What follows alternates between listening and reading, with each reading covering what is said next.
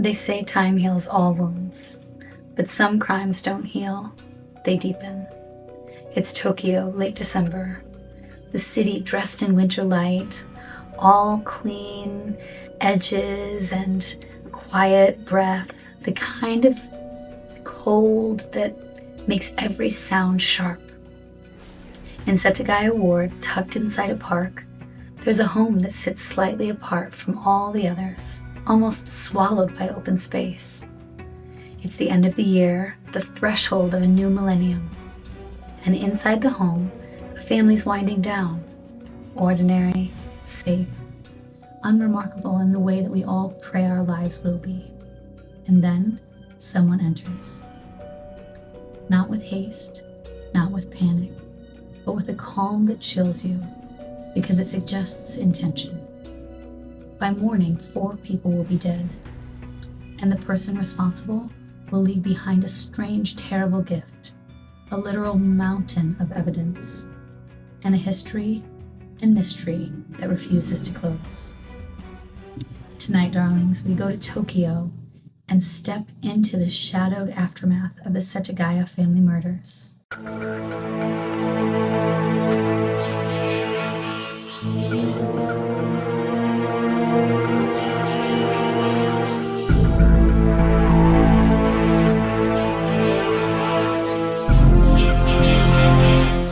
Welcome back to RIP, where we do a deep dive into unsolved murder cases. Cases that linger, cases that haunt, and cases that still demand answers. I'm your host, Linzy Legron, and tonight we're traveling far from home into a case that shook Japan and still echoes decades later. First, my very deepest gratitude to our show producers, Chicken Wrap Entertainment. I'm endlessly grateful for the care, the belief, and the backbone they are to this show. None of this would be possible without them. Now, darlings, this case can make your mind sort of race, and I'm going to ask you to do something different. Rather, move slowly with me. Notice what feels deliberate, what feels staged. Notice what feels like a person who didn't just kill, but occupied the murder scene they created. Let's begin. At the center of this case is the Miyazawa family. Mikio Miyazawa, 44, Yusuko Miyazawa, 41, their daughter Nina, 8, their son Rei, 6. They lived in a Tokyo neighborhood that used to be lively. Families, homes, routine. But as the city changed, many neighbors sold their homes and moved away. By the end of 2000, only a handful of homes remained in the area. And the Miyazawa property there and in and of itself is important. At first glance, it looked like a single home, but it was essentially 2 attached residences, one side occupied by the Miyazawa family, the other side by Yasuko's relatives, including her mother, and also occasionally other family members. The family had already decided to relocate. Their land had been sold to the city for the planned expansion of a nearby park. But Yasuko postponed the move because she was worried about how that, uprooting her family and that transition would actually affect her children, especially Rei, who reportedly had a developmental disorder. Yasuko was described as a really dedicated, education-focused mother, someone who really valued stability above all. And she even ran a cram school from her home, helping other children succeed. So by all accounts, this was a hardworking, very well-respected family. And then on December 30th, in the year 2000, everything changed. Let's take a look at their last day.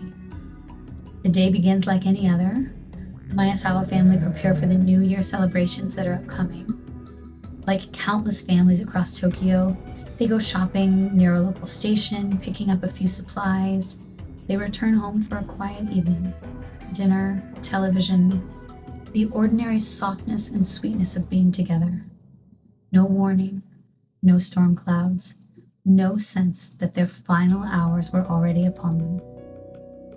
Sometime after 11 p.m., an unknown man makes his way toward the Miyazawa residence through the park behind it. It is speculated that this intruder used a backyard fence, climbing up to the second-story window, the bathroom window to be more specific.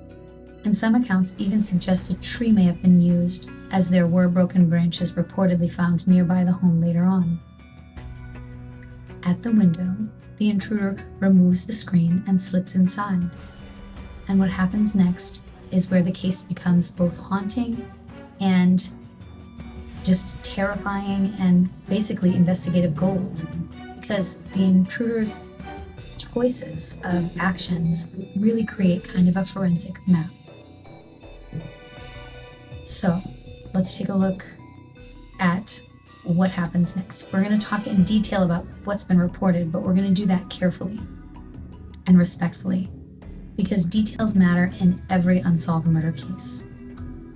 Our goal here is to clarify, not speculate, and not to create a spectacle of what happened to this family. According to the narrative presented, the intruder first enters the nearest bedroom. In this case, this was the 6-year-old son, Ray's room. Ray is asleep, and unlike the rest of the family, Ray is not stabbed. He is strangled. That detail matters, because strangulation is close contact. It suggests control, and it is often interpreted by investigators as a deliberate, quiet method, especially if the offender is trying to avoid noise in the nearby area, and especially at the early stages of a crime. After this, accounts differ in their specifics, and obviously it can never truly be known, but the overall flow generally presented in many people's speculation is that Mikio becomes aware of some type of a disturbance and confronts the intruder. The intruder then produces a sashimi knife, a long razor-sharp blade used in kitchens for slicing fish. A struggle ensues, and what is consistently emphasized in this reporting is that Mikio's body is found at the base of the stairs, and a fragment of the murder weapon is reportedly embedded in his skull, suggesting the sashimi knife broke during the attack. At some point, either before or during the assaults that follow, the intruder discards that broken sashimi knife and takes a second weapon, a Western-style kitchen knife from the family's own kitchen. Upstairs, Yasuko and Nina are asleep in the attic. And forensic indicators basically suggest that the intruder attacked while they were still in bed, with bloodstains on bedding, suggesting a sudden assault. Then panic. Movement, you would think that there was this instinct to escape, and anyone who's being attacked, I'm sure, is going to have that natural response. Mother and daughter are both later found huddled together near the top of the staircase, suggesting that they fought for their lives, moved, and tried to survive. Tragically, forensic analysis shows that Nina, the young daughter of the family, was the last to survive, and the attack on her was even more brutal than on the others. Not only was she stabbed tremendously, but she was beaten egregiously to the point where several of her teeth were even knocked out. And then, darlings, most killers would run, but this killer doesn't. Dubbing this case, or earning it rather the nickname of the Goldilocks-style murder, because the killer stuck around and did not just leave after they committed the crime. He made himself at home. Evidence and interpretation presented suggest he maintained his place in the residence for at least 2 hours after the murders, moving through the space as if he had every right to do that. Imagine dead bodies laying all around you, I can hardly even say it, and just wandering through coolly, casually, undisturbed by the act of terror that had just been committed there. And the details, these details are some of the most unsettling in modern true crime because they show mindset. After the murders, he goes into the kitchen and raids their refrigerator. He eats at least 4 tubs of ice cream, but the way he eats them is the part you'll never be able to forget. Instead of using a spoon, he squeezes the sides of the tubs of ice cream until the ice cream rises to the top and then bites directly into it. That's not just bizarre, it's evidentiary. Saliva, tooth marks, fingerprints, the kind of careless contact that investigators dream of. The killer goes on to drink some barley tea, and some accounts even suggest that he had a slice of a melon. Then he addresses an injury, because during the struggle, he has cut himself, likely where the sashimi knife broke. But he doesn't panic. He finds the family's first aid kit and patches his wound, leaving behind blood-soaked bandages in plain sight. He then rummages through personal belongings, documents in a storage area, not valuables, just papers. And in one of the strangest acts described, he removes an entire drawer's worth of documents, carries them up the stairs, and then dumps them into the second-floor bathroom bathtub. The meaning of this action remains unclear. Is this symbolic? Is it practical? Is it random? Is it meant to mislead? But it becomes another behavior that points to the offender's psychological profile. And then, maybe one of the strangest twists of all, he uses the bathroom and defecates, but he doesn't even flush. He wipes his hands on a towel, leaving behind, all sorts of blood, and some accounts even speculate he may have rested on the sofa for a while to take a little nap following the attack, but this is debated. What is repeatedly emphasized is that he removes items of his clothing, jacket, hat, shirt, scarf, and leaves them behind along with several other belongings such as handkerchiefs, gloves, and a hip bag. He then does something most would consider unthinkable. So audacious it feels unreal. He turns on the family computer. There are reports that at approximately 1:18 a.m., the family's computer was activated. The killer not only powered it on, but created a new folder. Some sources claim he even visited a local theater website, but that is a little bit contested and has not been fully confirmed. Later, investigators find another log showing the computer activated again around 10 a.m. At first, it appears to suggest the killer remained in the home all night, nearly 10 hours. But further analysis indicates a simpler explanation. Isuko's mother, upon entering the home that morning, may have accidentally bumped the mouse, waking the computer from its sleep mode. If that's correct, it suggests the killer likely left between 1:18 a.m. and dawn. Still an extraordinary amount of time to remain inside a home after a quadruple murder. So the discovery. On the morning of December 31st, Yusuko's mother, Haruko, grows concerned when Yusuko doesn't answer her calls. She goes to the house and finds a literal nightmare. Mikio lies at the bottom of the stairs and she calls police immediately. And when authorities arrive, they don't just find victims, they find evidence everywhere. Fingerprints, footprints, blood that does not belong to the victims, discarded clothing, both murder weapons, blood-stained bandages, and unflushed waste containing additional DNA. A former senior police official is reported to have said that he found a mountain of treasure, with investigators believing that an arrest would be imminent. However, it wasn't. Here is what we have in terms of key evidentiary categories. The things the killer left behind so carelessly it becomes part of the case's mythology. 1. Clothing and personal items. There's a full outfit profile.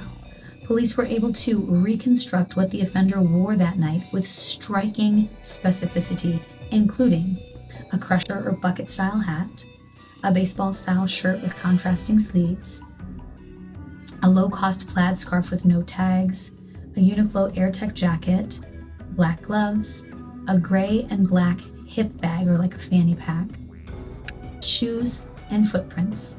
The footprints suggested Schlesinger sneakers, approximately 27.5 centimeters. And that is a key investigative point because that specific shoe in that specific model and size was not sold in Japan and was tied instead to South Korea, leading to collaboration with Korean authorities and fingerprint database checks. Additional biological evidence was everywhere. The offender left DNA in multiple forms: saliva from the ice cream and other food, blood from his wound, dropping around the environment, also those bloody bandages, towel smears, waste in the toilet. And there's also DNA evidence suggesting that this was a male offender with blood type A. An estimated age range cited in leaked reports told us that the offender was somewhere in the neighborhood of 15 to 35 years old, with an estimated height of around 5'6" to 5'7". This person would have been a slender build based on the circumference of the hip bag, like the belt, and it also indicates a detail in the feces that when that was analyzed, that there was a recent meal of string beans and sesame seeds. Inside the hip bag were some contents such as grip tape, cologne, and then particles of sand. This cluster of trace evidence from the hip bag, the grip tape, which is typically consistent with skateboarding, the trace cologne, which was identified as Drakkar Noir, and sand particles that were tested and allegedly traced back to, not to Japan, but rather to Los Angeles, California. And that sand becomes the cornerstone of one of the theories we'll discuss in the next section. There were also the documents in the bathtub. The offender moved paper documents from storage and dumped them directly into the bathtub. An odd act that invites interpretation was this, again, searching for something, staging, confusion, were they leaving a message? Then, of course, there's the computer log. The 1:18 a.m. activity and activation of the computer, as well as folder creation, suggests a level of audacity and calm that is hard to overstate. 7, the murder weapons. Both weapons were left behind. This is really unusual in a murder crime, or in a murder case, to find any murder weapon, but certainly both murder weapons was just unprecedented. The broken sashimi knife that he brought, as well as the kitchen knife taken from the family's own home. So now let's discuss leads and oddities from other witnesses. There are several intriguing but unresolved leads. 1, a taxi driver reported picking up 3 men near the crime scene around the time of the crime, and one appeared to be injured and even left a blood stain on the seat of the taxi. Of course, this conflicts with evidence suggesting a single perpetrator, but it remains a reported lead.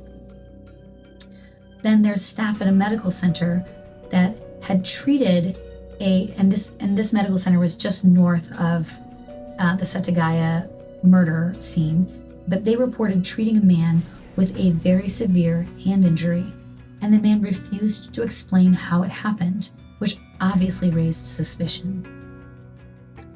2 handkerchiefs were found, one entirely intact, and one with a hole cut in the middle. And there's a lot of speculation around why these existed and what they could have been used for. There's some speculation that the handkerchief with the hole in the middle could have been used to improve grip on a knife handle, which is a common practice when among fishermen and among people who are, using and processing fish. It's meant to offer better grip. Of course, there's also speculation that it was used to cover the murder weapon so as to avoid fingerprints. But that, in and of itself, highlights an internal contradiction. Why worry about avoiding prints when he left prints everywhere? These inconsistencies, careful in one moment, careless in another, are part of why the case remains psychologically fascinating. So motive.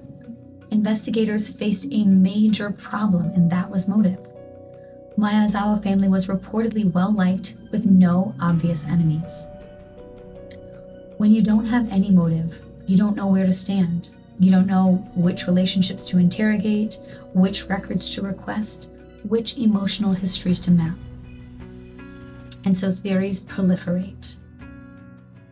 Darlings, there are theories discussed in the material we're covering, but they are not confirmed. However, they are worth understanding because each theory tries to explain some of the central components of the case, but with relative contradiction. How does someone leave so much evidence and still remain faceless and nameless? Let's discuss some of the most popular theories circulated in this case. Theory 1 is that this was a burglary gone wrong. This is widely argued because it doesn't exactly fit. The attack occurred when the family was home, for example. The killer strangled the child first, which is not a typical order of operations in a burglary. Typically, they're going to come in and look for valuables straight away. And while there was a little bit of cash taken, a larger, more significant amount of cash was reportedly remaining in the home when it was searched, leading investigators to believe that any theft was inconsistent and inconsequential. Additionally, the behavior afterward suggests comfort, not a sense of urgency that we typically see in burglaries. Theory 2 is that this was a serial offender with extreme psychological disturbance. The strongest support offered here is behavioral, remaining in the home, eating, using the bathroom, potentially laying down to have a rest, using the computer. This reads less like a pragmatic criminal and more like someone detached from reality. Theory 3 points to rage, especially toward women. You see, the violence toward Yusuko and Nina appeared especially excessive, suggesting possible misogynistic rage or a potential focus on those victims, though the family had no known enemies.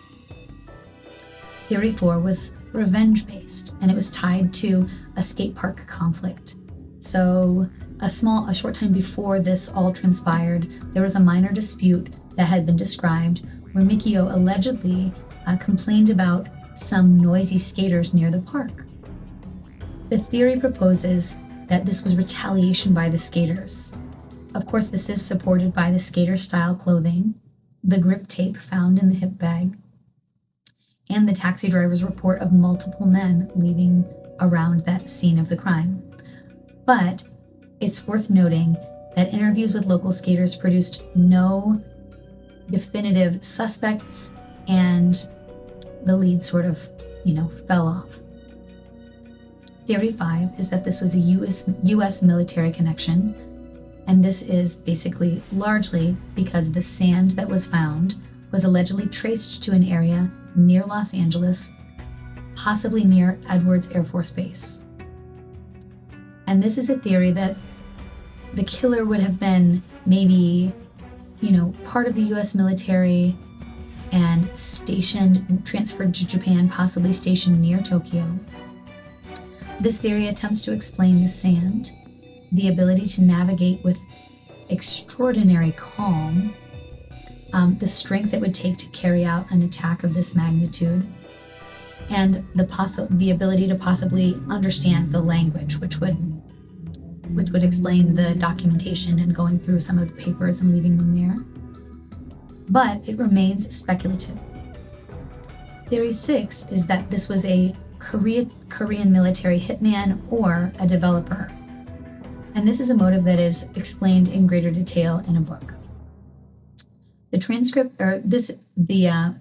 There's a journalist book theory that basically the killer could have been South Korean, possibly a military-linked hitman hired by developers to accelerate the redevelopment of the area. You'll recall most of the houses in the area had been, vacated, and all of the land had been sold to the city in order to create this beautiful park. So perhaps this was something that developers initiated in an effort to get the family out. And obviously this, Korean connection of the shoes being Korean distributed shoes is part of what stands this theory up. DNA markers described as more common in Korean were also part of this argument that the author makes in this book. Critiques noted of this theory are: why linger for hours if this is a professional hit?